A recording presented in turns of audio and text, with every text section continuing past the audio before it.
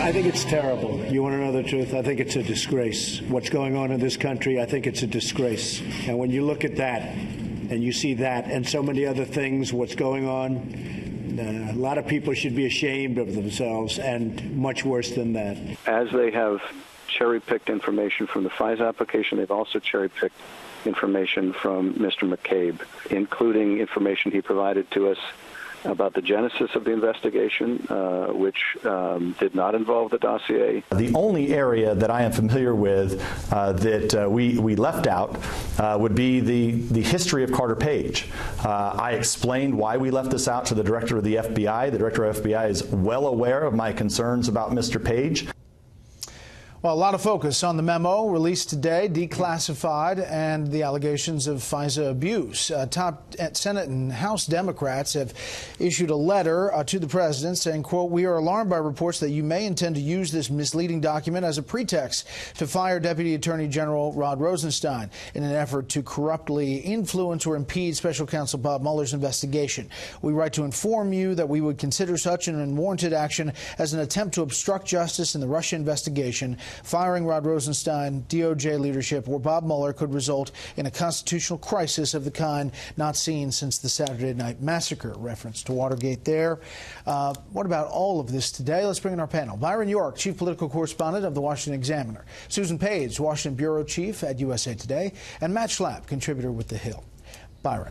Well, the first thing on the memo itself, there are two really big points, which is that, one, it said that the memo was an essential part of this effort to get a wiretap warrant on Carter Page. And two, it said that Andrew McCabe, the number 2 at the FBI, said that without the dossier, there wouldn't have been a warrant. Now, one clarification. It's not a quote in that part, and I asked Nunes about that. Correct. He said that there is a process to put out the transcript of McCabe, and they would have to go through that to get the transcript put out.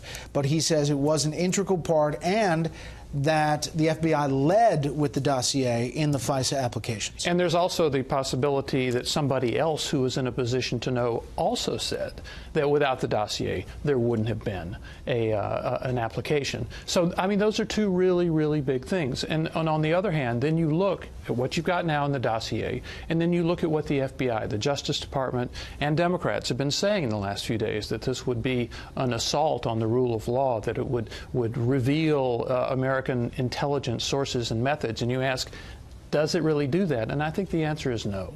Susan. You know, it's interesting. I agree. The question about whether they could not have gotten a FISA warrant without the dossier, I think that's an important point. It's one that's under dispute between the two parties. It's a knowable fact about whether he said that or not, and so I'm hoping that we will know what he actually said before the committee and what the truth was on that. But I actually think the most important thing about this report out today is whether it is in fact used for additional purposes. For instance, the president's tweet this morning, the president's comments that you just aired indicate that he would like to fire some people as a result of this. And if he does that, that seems to me it could be extremely consequential. Yeah. Matt, listen, the hyperbole on both sides has at times gone off the deep end. Leading up to this, some congressmen were hyping this up as the moment of, the biggest thing. Others were too, commentators and others. On the Democratic side, they were so concerned about sources and methods and what this would do to the institution. But where's the ground truth here? So what is it, Brett? Is it going to destroy our national security if this document is released? And then the document is released and it's called a nothing burger. There's nothing in it. It's not very important. I think the Democrats who have been critical of Devin Nunes need to pick a lane. And I think it's important. I think you're right. There has been hyperbole. And the one thing I would say, Brett, is this is not going to break the back of those folks who used the federal government to try to go after a political opponent. This is one step. We're going to learn more. And I think it's very important to take a breath and to take a step back and say, because a lot of conservatives don't like FISA. They don't like the government having this kind of authority. They don't like the government spying on Americans. Are we okay with one administration using these powers to go after their political opponents? I think that is very scary. But there were two Trump-appointed deputy attorneys general that continued the FISA surveillance. No, that's exactly right. And what does that tell you? I think it tells you that they might, the current one might have some job security issues, number one. And I'm willing to give them the benefit of the doubt. But if you read the Fisa memo, it is alarming that this was done clearly to advantage the Democrats and Hillary Clinton. Why would they want to continue it? And there's a couple of things that... And even the Russians said Carter Page was an idiot. They didn't even want to use him as a spy. A couple of things that jump out. Memo number 1 graphic, September 2016, Christopher Steele admitted to then Associate Deputy Attorney General Bruce Orr, who his wife worked for Fusion GPS, who put this all together, his feelings against then-candidate Trump when Steele said, quote, he was desperate that Donald Trump not get elected and was passionate about him not being president. Byron.